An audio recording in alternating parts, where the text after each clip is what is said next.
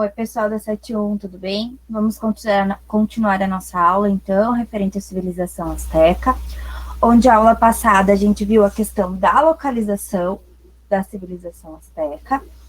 E aí, a aula de hoje, nós vamos começar, então, vendo a questão da sociedade e da religião desta civilização, certo? Então, aqui eu separei para vocês, é a mesma pirâmide que vocês têm no texto de vocês, e nós vamos trabalhar um pouquinho com ela. Então, a gente tem 5 divisões dessa pirâmide.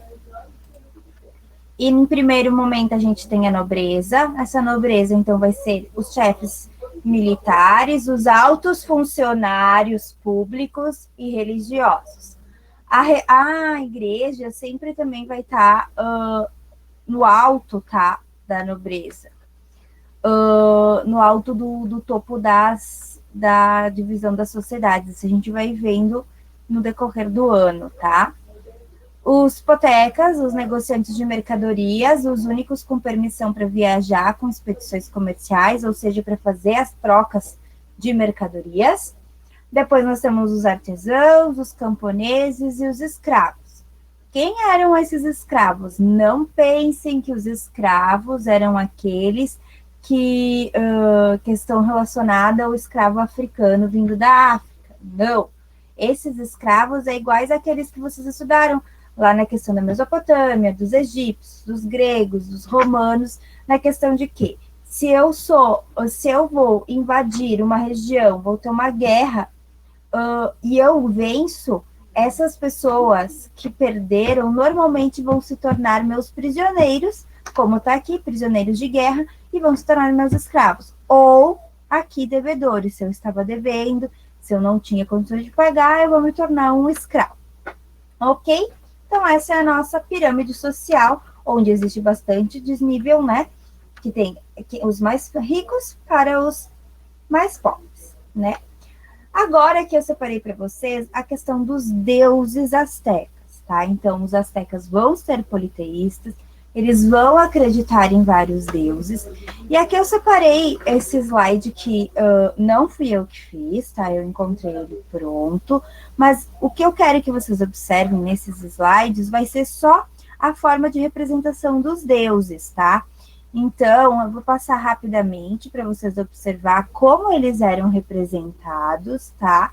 A questão da caricatura deles ali, das cores, tá? O formato, ó. Então, aqui, para a gente vendo, aqui, tá?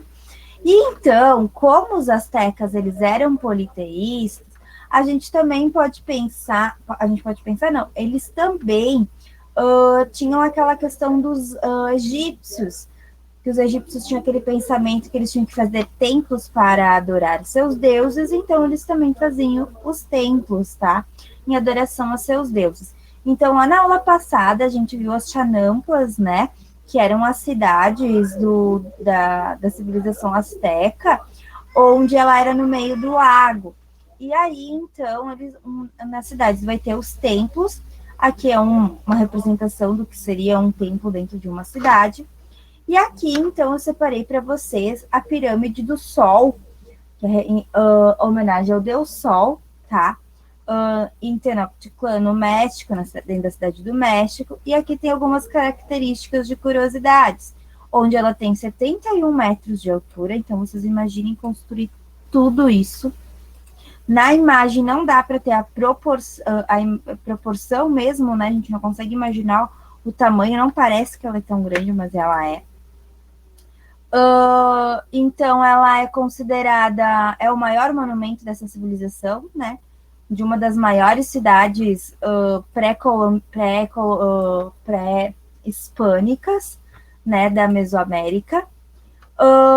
Traz o significado da cidade de origem asteca, que significa cidade dos deuses, tá? E é um local, então, de destino turístico, né? Onde hoje, então, pode ver esses monumentos. Se algum dia alguém for para o México, vá lá conhecer. Aí aqui embaixo a gente tem, então, uma visualização mais de cima, tá?